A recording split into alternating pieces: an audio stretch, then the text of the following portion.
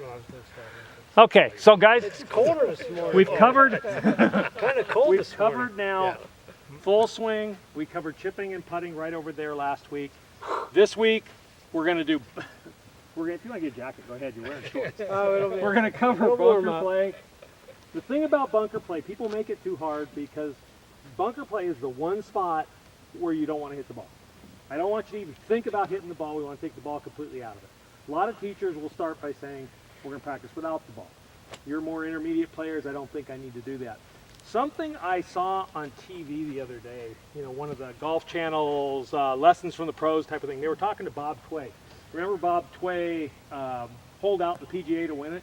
He said when he hit that shot, he had his club laying like that, you know, as open as he could lay it. He said, but with modern technology and the way they grind wedges and everything now, he said if he were to play that shot today, he'd probably lay it open about that much. And it got me thinking, if we've got that going on and the way they make clubs now, maybe what I need to do is not open the faces more. So I'm kind of going through this trial and error. So today when you're hitting some bunker shots, you know, I know you're all my generation, so you probably learned open the face, swing in, outside in, all this other stuff. Try a couple times, lining up, not opening the face as much, and just hitting it as if you were hitting a chip shot. Remember last week we talked about pitch shots? If you try that same swing, only do it without. So, you know, you get up into there, and when you go to hit it, instead of laying the face way open like this, just go ahead and lay it open a little bit and make that shot. And see if that gives you a little more success. I know, Jeff, you have problems in the bunker. Gary, you only have problems because you don't accelerate. If you make the same swing we did last week with pitch shots in the bunker and swing harder, you'll hit it out more. Tim, you're usually good, and Steve, you get a little short in your backswing. So what we're looking for on the bunker shot, again, it's not a body shot.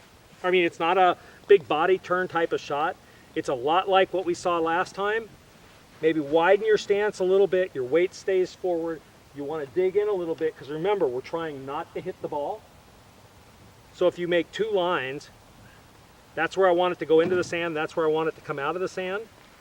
You're really not turning, you're just back and through, and the ball comes out. You don't even think about the ball.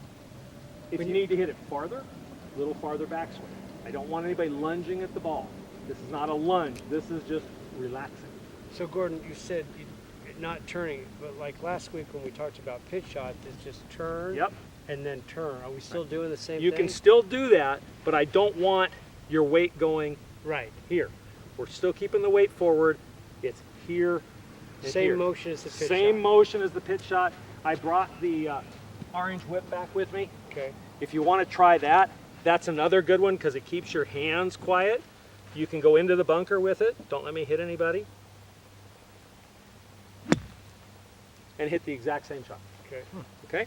How much wrist do you use? Not much? I don't use very much. I found that to be more troubling for me than otherwise because anytime, unless it's a specialty shot, if I bury it, I need to hit down real hard, I do that, but I like the idea that I can just have just a very little bit of wrist cock and then drive the club, underneath the ball. Anytime I start doing this, I worry. Matter of fact, if I were to hit one with a lot of wrist,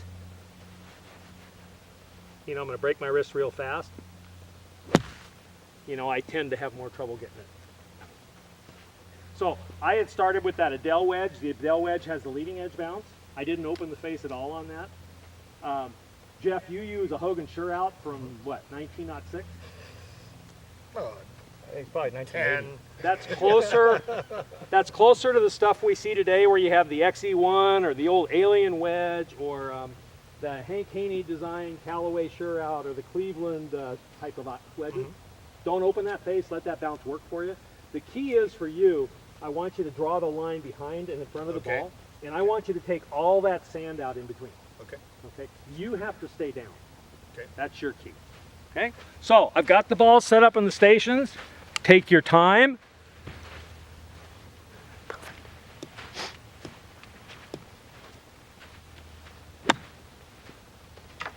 But Gordon, don't open the. Don't open the face on yours. Okay. Tim, when you do yours, same thing. We need to make sure as you roll that face open, you're putting more bounce on that club. Okay. Ooh. There you go. So you might be one, Tim, where you take a more lofted club Okay. and then hit behind the ball and let the club dig. There you go, Gare. If you start with your weight on your left side, then you don't need to shift and come back. Okay? Again, this is not a flip our wrists at it type of shot. It's, there you go, Gare, good sound. Steve, you're the same thing. I want you hitting all the way through to here. Let the club dig down under that ball.